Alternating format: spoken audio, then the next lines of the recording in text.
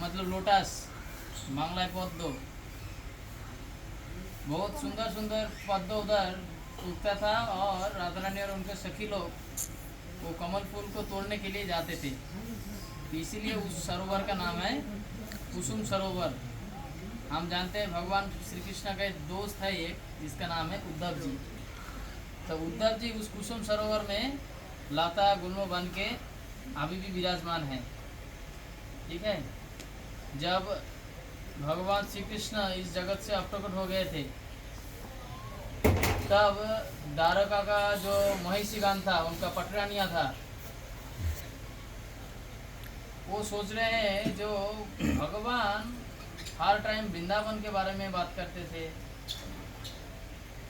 हर time Radha Rani के बारे में बात करते थे, तो वृंदावन क्या है, राधा रानी कौन है, इसके महिमा जानना थोड़ा हमें ज़रूरत है। इसलिए उन्होंने क्या किया, जानवा माता था तब, तो जानवा माता को बोला कि माता आप तो सब जानते हैं कथा, क्या हुआ था क्या नहीं हुआ था, कृष्ण क्या करते थे।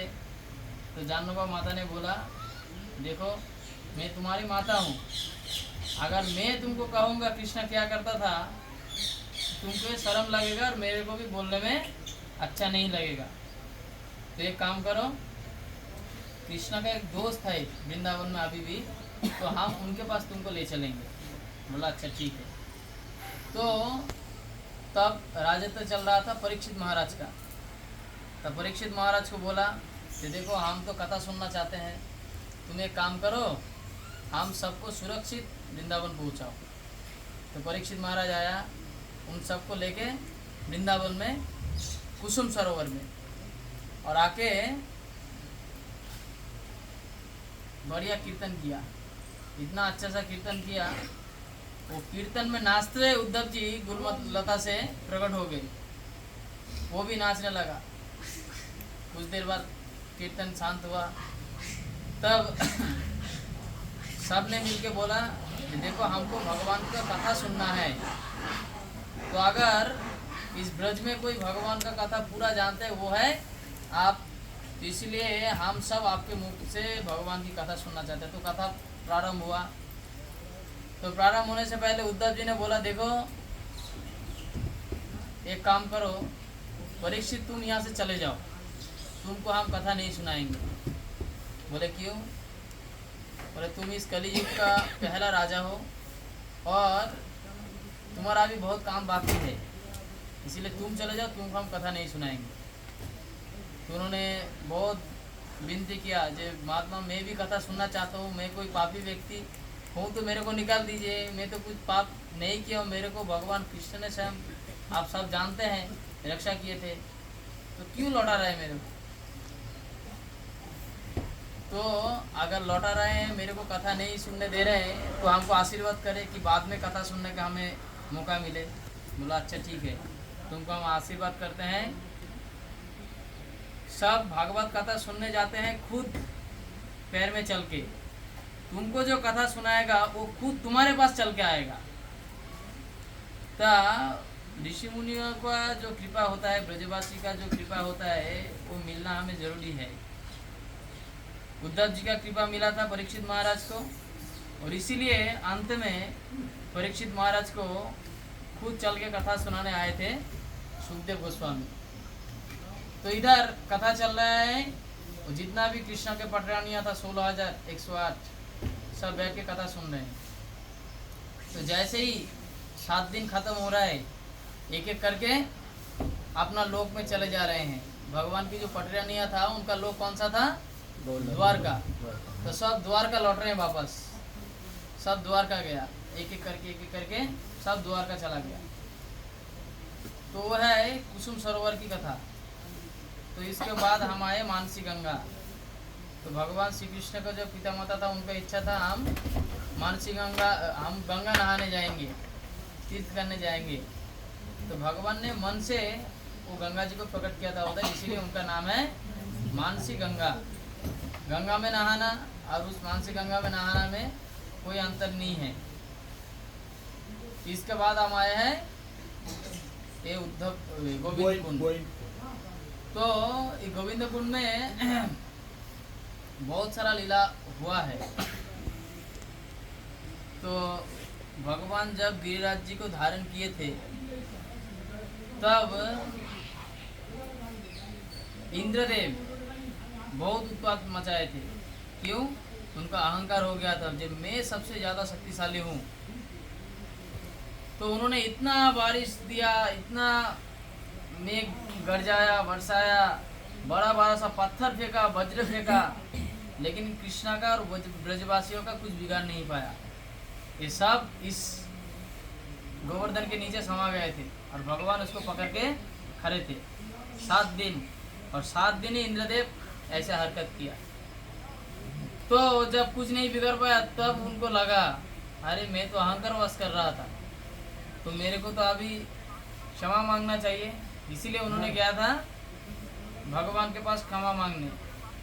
तो उन्होंने इस गोविंद कुंड में आया था और भगवान का अभिषेक किया था, और वो जो अभिषेक जल है वही है ये पीछे गोविंद कुंड। शास्त्र में बताया गया है भगवान गोविंद में और इस गोविंद कुंड में कोई अंतर नहीं है, दोनों एक ही है। तो आप बहुत भाग्यवान हैं कि वो गोविंद कुंड का स्पर्श किए, उनका आचमन किए, उनका जल ले पाए। तो इसके बाद हम सामने देख रहे हैं माधवेंद्रपुरी पाद। कौन है? ये महाप्रभु के गुरुदेव है ईश्वरपुरी, और ईश्वरपुरी का गुरुदेव है माधवेंद्रपुरी। महाप्रभु का गुरु के गुरु है ये। तो माधवेंद्रपुरी उनका एक खुद का जो भजन था बहुत दृढ़निष्ठ था वो भक्ति में, और उनका वृत्ति था अजाचित वृत्ति। अजाचित मतलब हम वृंदावन में कई जगह पे घूमे देखते हैं, सब मांगते हैं ना, हमको कुछ दे दो, हम ये लेंगे वो लेंगे। ये कभी किसी से कुछ नहीं मांगता था। इनको अगर कोई देंगे तो भी भला, अगर नहीं देंगे तो भी भला। तो इधर पीछे देखिए माधवेंद्रपुरी 2-3 दिन हो गया था भजन कर रहे थे इधर, मगर कोई उनको कुछ नहीं दे रहा था। तो क्या करें? तो स्वयं भगवान आए, और भगवान आके उनको देखिए एक दूध का कटोरा दे रहे हैं। तो उनको बोला माधवेंद्रपुरी एक काम करो, तुम्हें दूध पी लो। बोला तुम कौन हो?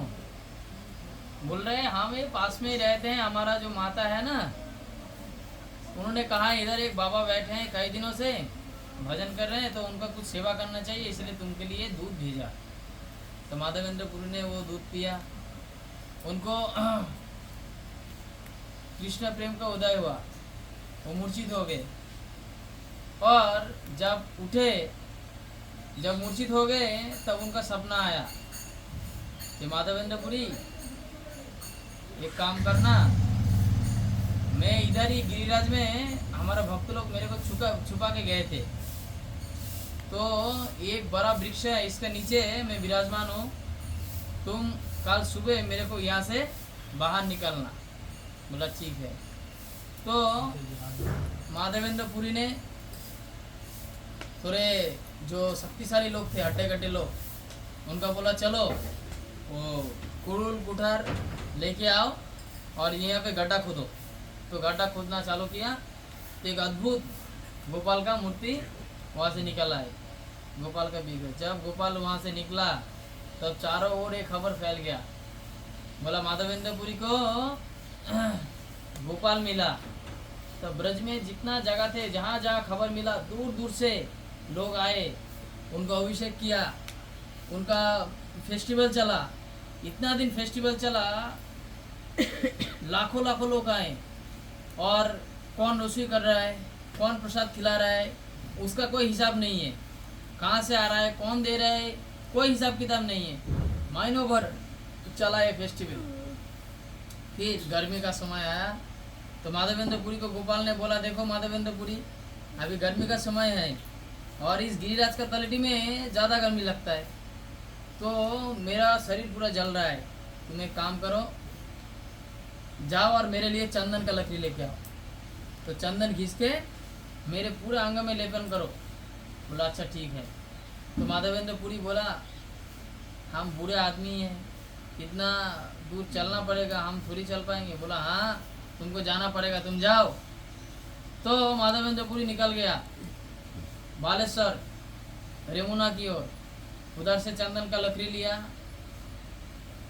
उधर पुरी में जो राजा था उनको बोला चंदन का लकड़ी दे दीजिए। उन्होंने चंदन का लकड़ी दिया, और लकड़ी देने के बाद उन्होंने सोच रहा था जो हम जाएंगे और उनको चंदन लेपन करेंगे, फिर से वृंदावन आना है।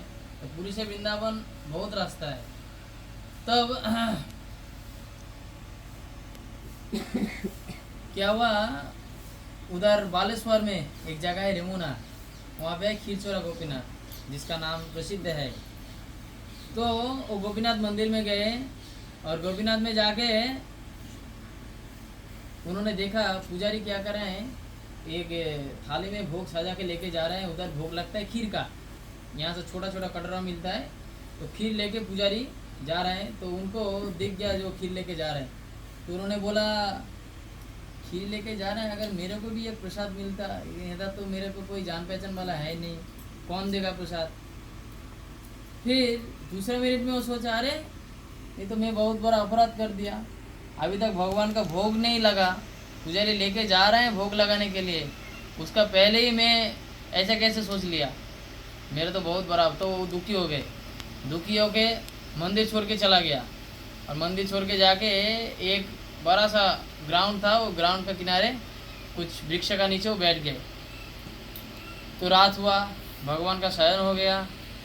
फिर रात को पुजारी को सपना आया, माधवेंद्रपुरी पुजारी तुम एक काम करो, जल्दी मेरा अल्टर पे जाओ, अल्टर पे आओ और आके मेरा धोती के नीचे मैं एक खीर छुपा के रखा हूँ।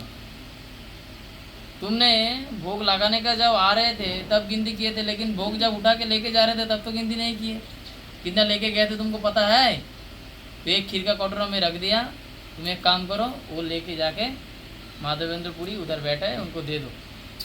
तो फिर उन्होंने गया और माधवेंद्रपुरी को वो खीर का कटोरा दे दिया। तो जाके पूछ रहे माधवेंद्रपुरी कौन है, माधवेंद्रपुरी कौन है? तो बोल रहे माधवेंद्रपुरी तो कोई नहीं है, ये तो मैं ही हूँ। तो बोला हाँ मैं हूँ, तो बताइए। अरे अरे तो माधवेंद्रपुरी कौन है? तो तब उन्होंने बोला मैं। तो उनका ये जो कटोरा देख रहे हैं ऐसा ही छोटा उधर मिलता है यमुना में, बालेश्वर में। उनका वो खीर का कटोरा दिया। उन्होंने वो कटोरा लेके तुरंत सोचा अगर मैं दूसरे दिन इधर रहूँगा तो लोग आएंगे प्रणाम करेंगे, और अगर साधु लोगों को देखते हैं तो लोग क्या करते हैं, मांगने लगते हैं हमारा बेटी का शादी नहीं हुआ, हमारा लड़का का नौकरी नहीं लगा, तो बहुत कुछ मांगने लगते हैं। तो इसलिए क्या किया, माधवेंद्रपुरी बोले भागना पड़ेगा अब। तो उन्होंने भागा सीधा पुरी। तो जाते हुए उनका बहुत कष्ट हो रहा था वो चंदन का। तो वो राजा ने बोला हम सब व्यवस्था कर देंगे आपका। तब गोपाल सपने में आया, बोला इतना दूर चंदन लाने की जरूरत नहीं है, तुम इधर ही हमको लेपन कर दो। तो उधर गोपीनाथ में उनको दे दिया, और उनको गोपीनाथ के शरीर में अगर तुम लेपन कर दोगे तो मेरा अंग शीतल हो जाएगा। गोपीनाथ में और मेरे में कोई अंतर नहीं है। तो बोला तब उधर ही उन्होंने चंदन लगा दिया। तो यह माधवेंद्रपुरी, इनके साथ एक नहीं बहुत कई सारे लीलाएँ हैं वर्णन, जो गौर पार्षद चरिता बोली एक ग्रंथ आता है, जो आपका जितना भी गौर पार्षद गण है सबका उधर दिया गया है। तो उनमें आप पढ़िएगा तो बहुत सारा माधवेंद्रपुरी का और भी लीला का श्रवण कर पाएंगे। तो इसके बाद हम जाएंगे उद्धव कुंड, ठीक है। तो उद्धव कुंड जो हमने उद्धव जी का कथा सुनाया, तो उसी का है उद्धव कुंड। तो हम जाएंगे उधर, उद्धव जी का आशीर्वाद लेंगे, उद्धव कुंड में आचमन करेंगे, उनका पानी मस्तक में लेंगे, फिर आगे चलेंगे राधा कुंड श्याम कुंड। तो राधा कुंड श्याम कुंड में जाके जिसको वस्त्र है वो नहा सकते हैं, जिसका वस्त्र नहीं है वो नहीं नहा सकते हैं। आप उधर जाके आप जिस जल लीजिए, तो भी हाँ मस्तक पे पानी ले जल लीजिए, आचमन कीजिए। और उधर पुजारी लोग हैं राधा कुंड में और राधा रानी में कोई अंतर नहीं है। तो राधा रानी का भरपूर आशीर्वाद उधर मिलेगा। पुजारी लोग हैं उधर पूजा करेंगे राधा कुंड का, और पूजा करके फिर नज़दीक में हमारा वास है, हम वास पे जाएंगे। ठीक है, राधा कुंड का कथा सबको पता है ना, वो भी बताना पड़ेगा। कौन बताया? नहीं पता? नहीं पता। तो राधा कुंड क्या है, एक बार भगवान ने खेल रहा था गाय बाछुर लेके, तो वो बछड़े का कंपटीशन होता था कि कौन सा बाछुर सबसे तेज है।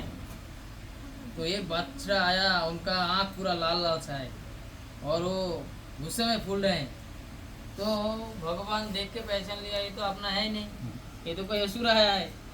तो उन्होंने क्या किया, खेलने के लिए उनका पीठ पे चढ़ गया और दौड़ रहा है, सब दौड़ रहा है। तो ये थोड़ा अजीब सा दौड़ रहा है, ये थोड़ा पीछे से मारने के प्रयास कर रहे हैं। तो एक समय क्या किया, उन्होंने भगवान को फेंक दिया अपना कंधे से, और फेंक के फिर भगवान जब उठने के लिए जाएंगे तो उसका जब मारने के लिए दौड़ रहा था, भगवान साइड होकर उनको पीछे का पैर पकड़ के घुमा दिया, और घुमाते हुए उनका निकल गया मुंह से शरीर। और एक बड़ा सा वृक्ष था, उसमें उसके ऊपर फेंका।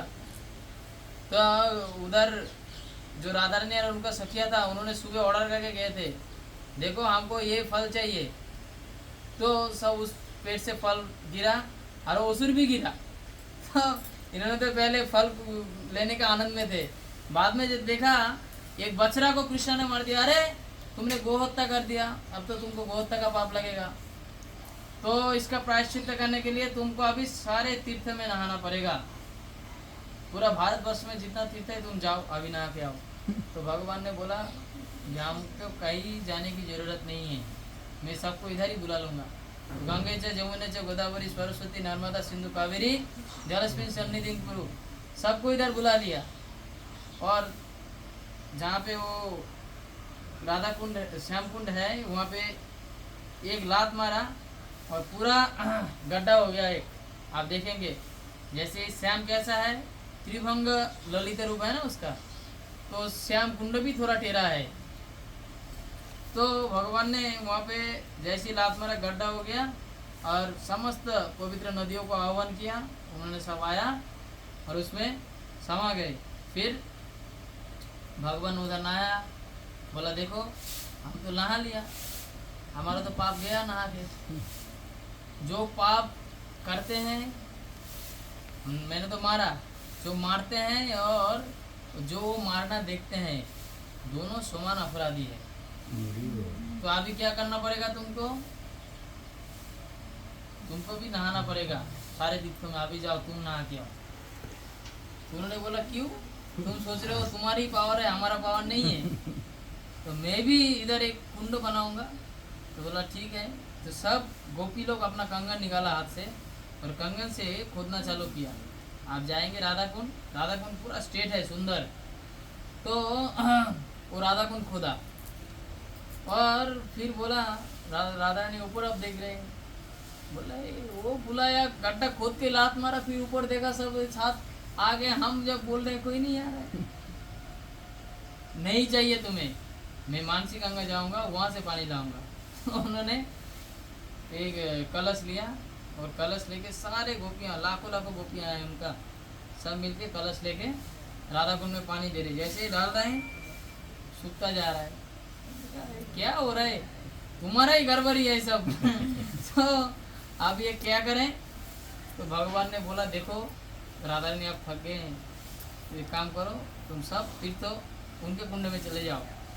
फिर सारे तीर्थ प्रकट हुए और बोला राधा रानी आप तो थक गए होंगे, तो हमको सेवा करने का मौका दीजिए, तो हम आपके कुंड में समा जाते हैं। फिर सब आ गए राधा कुंड में सारे तीर्थ, और फिर राधा रानी उनका सखिया सब उन पे नहा के अपना पाप धोए। तो फिर राधा रानी के सखिया लोग चले गए श्याम कुंड, श्याम कुंड के चले गए राधा कुंड। अभी वो नज़दीक में हम जाएंगे संगम में, तो यहाँ से इधर पानी जा रहा है, इधर से यहाँ पानी जा रहा है। तो आप बोल रहे हैं, ये बोल रहे हैं तुम्हारा कुंड अच्छा है, ये बोल रहा है तुम्हारा कुंड अच्छा है। पहले क्या बोल रहा था, तुम नहा लिया मतलब एक कुंड का जल पाप से भर गया, हम नहीं नहाने वाले, इसीलिए दूसरा कुंड खोदे थे राधा रानी। तो हम जाएंगे राधा कुंड श्याम कुंड दोनों का जल लेंगे। तो इधर एक शिक्षा है। जब भगवान ने किसी गाय को मारा, उन्होंने देखा, मतलब दोनों का समान अपराधी बनना पड़ा।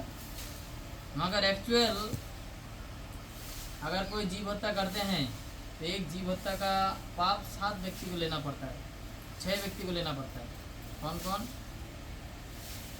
जो बाजार जाते हैं, जो पैसा देते हैं, जो काटते हैं, जो रसोई करते हैं, जो परिवेशन करते हैं और जो सेवा करते हैं।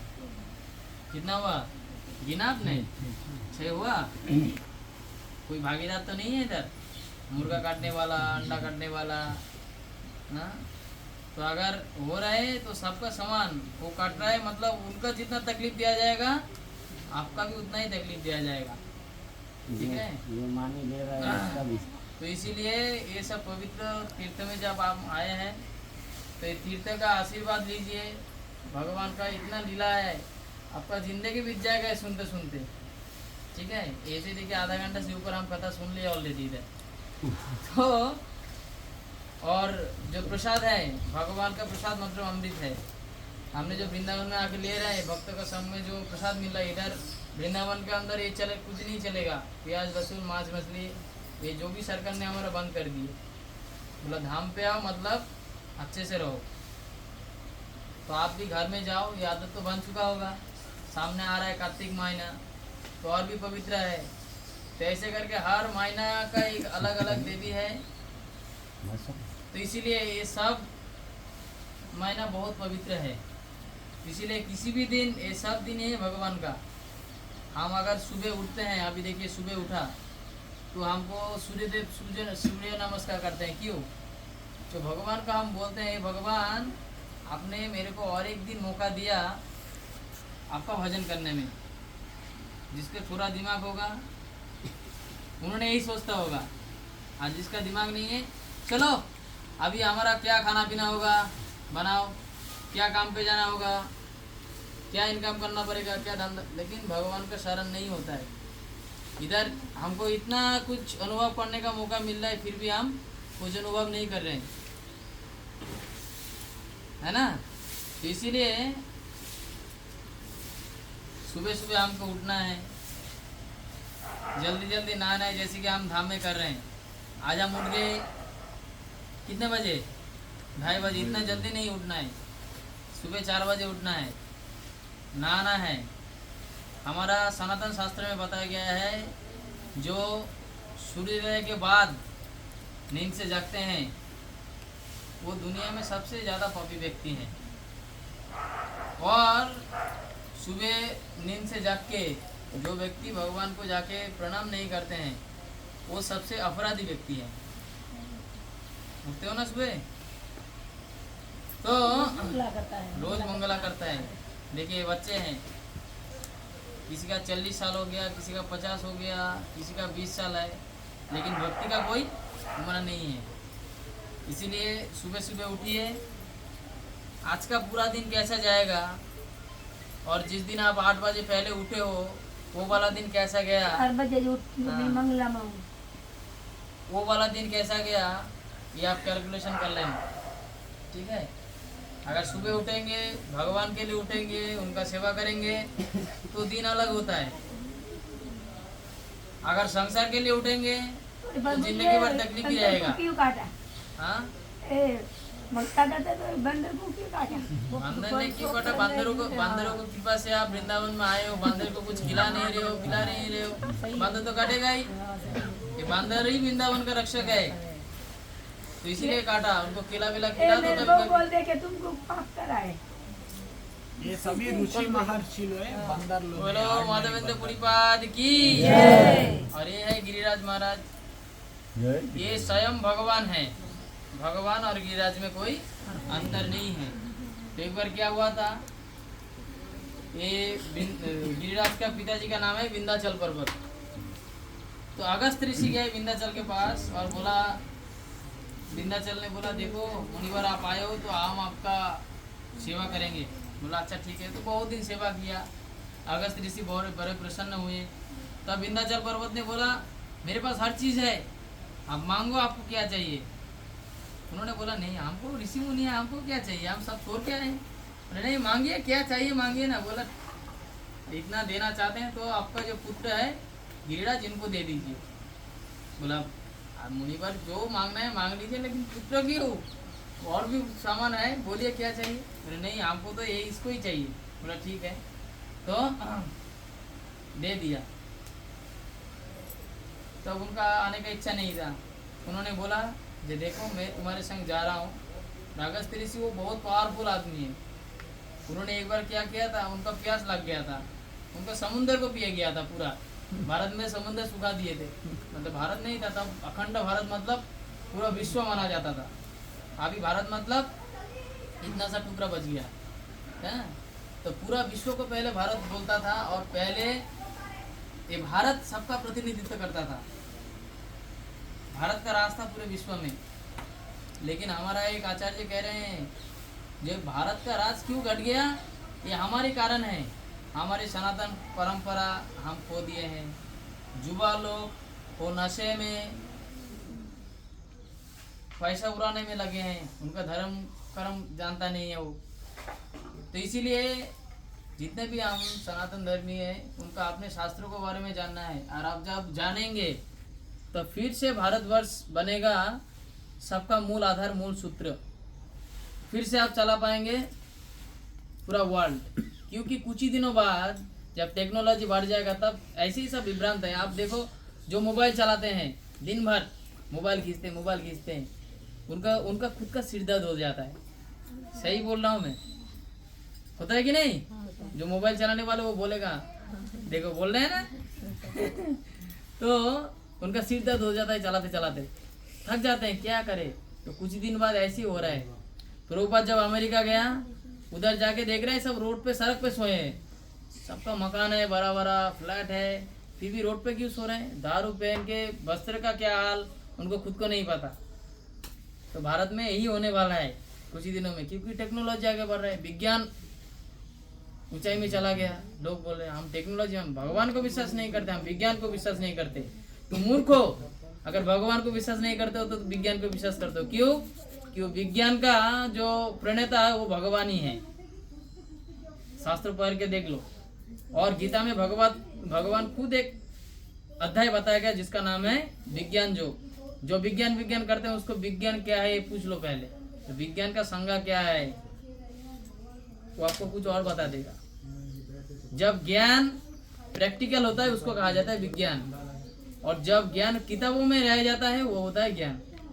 तो हम किताब वाला ज्ञान ले रहे हैं लेकिन उनको प्रैक्टिकली नहीं कुछ कर रहे हैं। ठीक है, तो इसीलिए सबसे हमारा विनम्र निवेदन है, अपना जितना शास्त्र ग्रंथ है एक एक करके अच्छा से रटते रहिए। और दूसरे को जो नहीं जानते हैं, भारतवर्ष में और आपका अहमदाबाद सिटी में काफ़ी सारे लोग हैं जिसको आप प्रीचिंग कर सकते हैं। माताजी लोग को प्रीचिंग कीजिए, प्रभु जी लोगों को प्रीचिंग कीजिए। और हर साल कम से कम एक बार वृंदावन आना है। वृंदावन धाम में जो जो हो रहा है, जो जो दर्शन कर रहे हैं, जो जो लीला हम सुन रहे हैं, वो किसी को जाके बताना पड़ेगा। और जो जो वृंदावन आए हैं उनका ड्यूटी है कि मैं कम से कम 2 व्यक्ति को अगले साल जब आऊँगा उनको भी ये आशीर्वाद बांटूंगा। ठीक है, तो आप जो घर पे जाएंगे भूल मत जाना ये बात। 2 तरह के आदमी होते हैं, एक को कहते हैं कृपण और एक को कहते हैं ब्राह्मण। कृपण कौन है? जो सिर्फ खुद लेना जानते हैं, कुछ देना नहीं जानते। ब्राह्मण कौन है? जो लेंगे भी और देंगे भी। तो इधर कौन कौन कृपण बनना चाहते हैं? कोई नहीं बनना चाहते हैं। कौन कौन ब्राह्मण बनना चाहते हैं? सभी चाहते हैं। इसीलिए ये जो धाम का कृपा ये सबको बांटना चाहिए। जाके सबको बांटिएगा, यहाँ से प्रसाद लेके जाइएगा, यहाँ का कथा बताइएगा। और अगले साल जब हमारा गणेश प्रभु अपना हाँ हेमंग प्रभु जब यात्रा लेके आएंगे तब बोल देना मेरा भी 2 है, ठीक है, और उनको धाम का आशीर्वाद देना। तो हम अभी जाएंगे। तो क्या हुआ, वो अगस्त जी उन्होंने इनको लेके आया, बोला ठीक है, बोले तुम अगर मेरे को कहीं पे रख दिए तो वहाँ से मैं उठने वाली नहीं हूँ। तो बीच में आ गया वृंदावन, अभी उनको आना भी था वृंदावन। तो उन्होंने बोला मैं थोड़ा प्यास लग गया तो मैं कुछ आराम कर लूँ और थोड़ा पानी पी के आता हूँ। बोला ठीक है। तो इनको एक जगह पे रख दिए। जब उनको प्यास बुझा के आया, अब उठाने जा रहा है, उठ नहीं रहा है। तो बोला जल्दी उठ जाओ। उठ क्यों नहीं रहे भाई, इतना भारी क्यों हो गए, अब तो हल्का थे। बोला मैं तो अब कहीं नहीं जाने वाला हूँ, मैं तो पहले ही वचन दे दिया था। बोला अच्छा मैं बोल रहा हूँ मेरे संग चलो, नहीं तो मैं साथ दे दूंगा। दे दो। बोला साफ ये है जो हर दिन तुम्हारा तिल घटता रहेगा। जो सरसों का दाना देखे ना आपने, तो सरसों का परिमाण हर दिन घट जा रहा है। पिछले 20 साल के पीछे जो आए थे, 10 साल पीछे जो आए थे, गिरिराज और थोड़ा ऊंचा में था, बहुत ऊंचा था ये। तो भगवान आया था 5,500 साल व्यतीत हो गए। उसका भी पहले अगस्त ऋषि इसको हलाए थे। अभी कितना साल व्यतीत हो गया, कितना घट गया। हम लोग जो आए हैं सब बड़े सौभाग्यशाली हैं, क्योंकि हमें गिरिराज जी का दर्शन हो रहा है। एक समय धरित्री में ऐसा समय आएगा जब ये गिरिराज धरती में समा जाएगा, जब गंगा जी का पानी सूख जाएगा, हम कुछ नहीं दर्शन कर सकते। सूर्यदेव जो है वो और भी नीचे आएगा, पूरा जला देगा। तो हम अच्छा मौसम पे आए हैं, अच्छा टाइम पे आए हैं, अच्छा सुविधा मिल रहा है भगवान का भजन करने का, है ना। तो अभी चलेंगे हम उद्धव कुंड की ओर, फिर राधा कुंड, श्याम कुंड की ओर। बोलो गिरिराज महाराज की, माधवेंद्रपुरी पाद की। ये है डोनेशन बॉक्स, ठीक है। चलिए इधर जाना है प्रभु जी।